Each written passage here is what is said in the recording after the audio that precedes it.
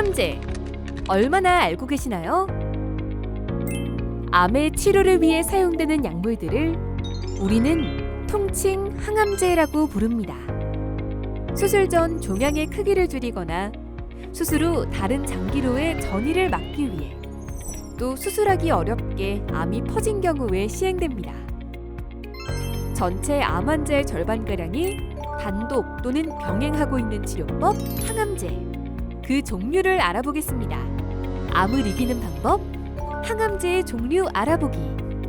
항암제는 크게 세포독성 항암제, 표적 항암제, 면역관문 억제제로 나뉩니다. 먼저 세포독성 항암제를 살펴보겠습니다.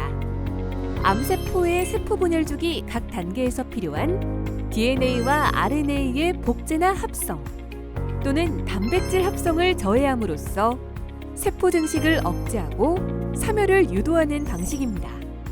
하지만 정상세포 역시 암세포와 동일한 세포 분열을 하기 때문에 영향을 받을 수밖에 없는데요. 그래서 빈혈, 면역 저하, 탈모, 설사 등 부작용이 생길 수밖에 없습니다. 비록 부작용을 피할 순 없지만 다른 최신의 항암제로 완전히 대체될 때까지 당분간은 항암 치료에 있어 가장 기본적이고 중요한 역할을 할 것으로 보입니다. 다음으로는 표적 항암제입니다.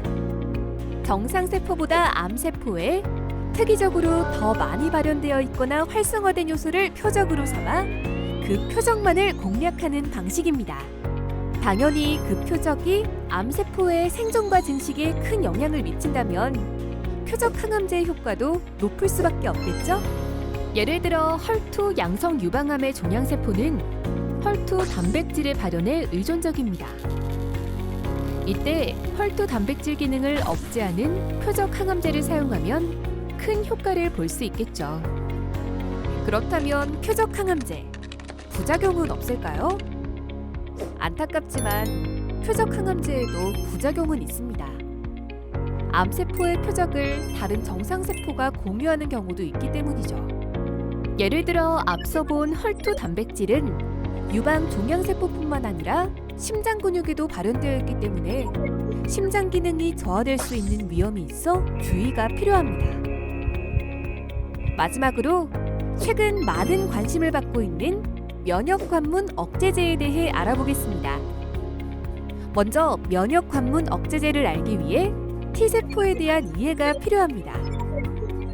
T세포는 면역세포로 우리 몸에 이물질이 나타나면 제거하는 군대 역할을 하는데요.